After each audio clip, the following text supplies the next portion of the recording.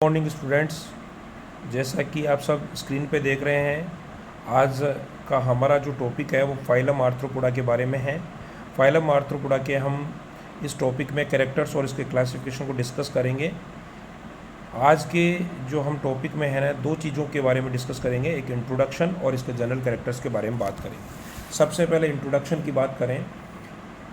संघ arthropoda Greek भाषा के दो शब्दों से मिलकर बना है, जिसमें पहला शब्द आर्थ्रोज है और दूसरा शब्द पोडास है।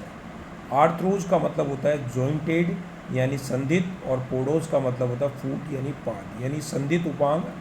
फूट को हम अपेंडेजेस भी कहते हैं। तो संधित उपांग या संधित पाद वाले जंतुओं को इस संघ में रखा गया है। ये इन जंतुओं का सामान्य नाम है। जंतु जगत का सबसे बड़ा संघ है आर्थ्रोपोडा, जिसमें लगभग 9 लाख जातियाँ पाई जाती हैं, जो सभी प्रकार के आवासों में पाई जाती है।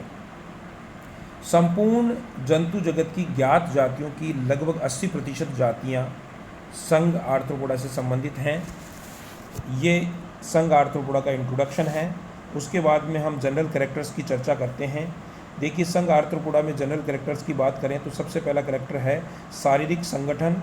इनका जो बॉडी ऑर्गेनाइजेशन है वो जो है अंगतंत्र कोटि का होता है, यानी ऑर्गन सिस्टम कोटि का होता है, ग्रेड का होता है, जो कि उच्च कोटि का माना जाता है। दूसरा पॉइंट, इस संघ के जंतुओं का शरीर द्विपार्श्व सममित, त्रिजन्य स्त्री और विखंडी रूप से सखंड होता है, यानी मेटामेरिकली सेगमेंटेड होता है, ट्रिप्लोब्लास्टिक होता है और बायलेटरल सिमेट्री इसमें पाई जाती है।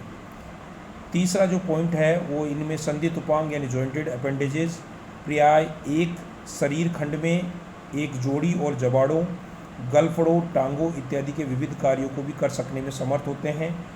निर्जीव, चौथा पॉइंट, निर्जीव काइटिनी क्यूटिकल का बहिकंकाल, जिसे शारीरिक वृद्धि एवं विकास हेतु समय समय पर त्याग दिया जाता है, निर्मोचन द्वारा इसको उतार दिया जाता है। निर्मोचन की क्रिया को हम इक्डाइसिस भी कहते हैं।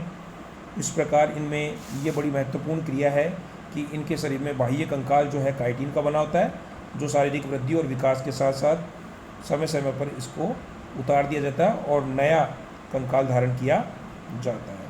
पांचवा पॉइंट है, शरीर इनका सिर, वक्ष और उदर में विभक्त होता है। सिर और वक्ष कई बार संगलित हो जाते हैं, यानी जुड़ जाते हैं, फ्यूज होकर सिरोवक्ष यानी सिफेलोथोरेक्स की रचना भी कर लेते हैं। पॉइंट नंबर 6, वास्तविक प्रगुहिका ट्रूसिलोम इसमें पाई जाती है। ये ट्रूसिलोम इनमें बहुत ही समानित यानी रिड्यूस्ड होती है और अधिकांशतः ये रुधिर से भरी हुई होती है, इसलिए इसको हीमोसील या रुधिर गुहा कहते हैं। ये जो इनमें वास्तविक ट्रूसिलोम पाई जाती है, ये साइजोसिलोम प्रकार की होती है, दीर्ण गुहिका प्रकार की होती है और बहुत ही रिड्यूस होती है, और इसमें जब रक्त बढ़ जाता है तो ये रुधिर गुहा या हीमोसील में परिवर्तित हो जाती है। अगला 7वां पॉइंट देखें। देखिए, मांसपेशियां अधिकतर इनमें रेखित प्रकार की होती हैं, सामान्यतः इनमें शीघ्र संकुचन करने में सक्षम होती है। पॉइंट नंबर 8 की बात करें, इनमें मुख एवं गुदा सहित पाचन तंत्र पूर्ण होता है, और पूर्ण पाचन तंत्र उसको कहते हैं जिसमें माउथ और एनस बोथ आर प्रेजेंट। तो इस प्रकार इनमें मुख और गुदा यानी माउथ और एनस दोनों के प्रेजेंट होने के कारण इनका जो डाइजेस्टिव सिस्टम है, पाचन तंत्र है या आहार नाल, एलिमेंट्री कैनाल है, वो पूर्ण होती है, कंप्लीट होती है। मुख में इनमें विभिन्न प्रकार के उपांग पाए जाते हैं, जो विभिन्न प्रकार के भोजन स्वभावों के अनुकूल होते हैं। पॉइंट नंबर 9, परिसंचारी तंत्र जो होता है, इनका सर्कुलेटरी सिस्टम होता है, वो खुले प्रकार का होता है, ओपन टाइप का होता है, जिसमें एक पृष्ठीय प्रकोष्ठित हृदय, धमनियाँ, आर्टरीज और रुधिर कोटर या रुधिर प्रगुहा पाए जाते हैं। पॉइंट नंबर 10, श्वसन क्रिया इनमें सामान्य शरीर सतह के द्वारा, गलफड़ों यानी गिल्स या क्लोम के द्वारा, श्वास नलियों यानी स्पाइरेकल्स या पुष्ट फुफ्फुसों यानी बुकलंग्स के द्वारा होती है।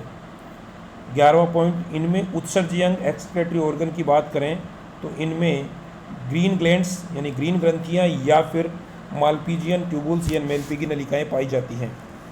पॉइंट नंबर 12, तंत्रिका तंत्र जो नर्वस सिस्टम है इनमें टिपिकल प्रकार का, प्रारूपी प्रकार का एनेलिड प्रकार का होता है, संघ एनेलिडा से मिलता जुलता है, जिसमें तंत्रिका वलय से जुड़ा एक पृष्ठीय मस्तिष्क यानी ब्रेन, डोर्सल ब्रेन, और एक दोहरा अधर यानी वेंट्रल जो है नर्व कोड या तंत्रिका रज्जु इनमें पाया जाता है। पॉइंट नंबर 13, संवेदी अंगों में सरल एवं संयुक्त नेत्र रसायन ग्राही होते हैं, कीमो रिसेप्टर होते हैं, और स्पर्शग्राही और संतुलनकारी तथा ये श्रवण अंग का भी काम करते हैं, ऑडिटरी ऑर्गन्स के रूप में भी काम करते हैं। पॉइंट नंबर 14, नर एवं मादा इनमें पर्याय पृथक पृथक होते हैं, युग्मित जननांग इनमें पाए जाते हैं, युग्मित जननांग, युग्मित वाहिनियाँ, निषेचन इनमें पर्याय आंतरिक इंटरनल होता है जो कि मादा प्राणी के शरीर के अंदर होता है। अंड प्रजक, या तो ये अंड प्रजक प्राणी होते हैं या फिर अंड सजीव प्रजक यानी ओवोविविपेरस होते हैं। 15वां पॉइंट देखिए, परिवर्धन यानी डेवलपमेंट इनमें प्रत्यक्ष यानी डायरेक्ट प्रकार का होता है या इनडायरेक्ट यानी अप्रत्यक्ष प्रकार का होता है। जब अप्रत्यक्ष प्रकार का होता है तो इनमें लार्वा अवस्थाएं पाई जाती हैं इनके जीवन काल में, और लार्वा इनके जीवन काल में एक से अनेक लार्वा अवस्थाएं पाई जाती हैं, और कुछ इस संघ के जंतुओं में एनिसेक जनन या पार्थेनोजेनेसिस भी पाया जाता है। और पॉइंट नंबर 16 की बात करें, इनका एक वर्ग है ओनाइकोफोरा के अलावा लगभग सभी के अंदर पक्षमाभ और कसाबों का अभाव पाया जाता है। ओनाइकोफोरा जो है एनेलिडा और आर्थ्रोपोडा के बीच की एक योजक कड़ी मानी जाती है। और लास्ट पॉइंट जो है वो है पर्याय इनमें पैतृक जो संरक्षण या पेरेंटल केयर है वो सुनिश्चित देखने को मिलती है। Thank you.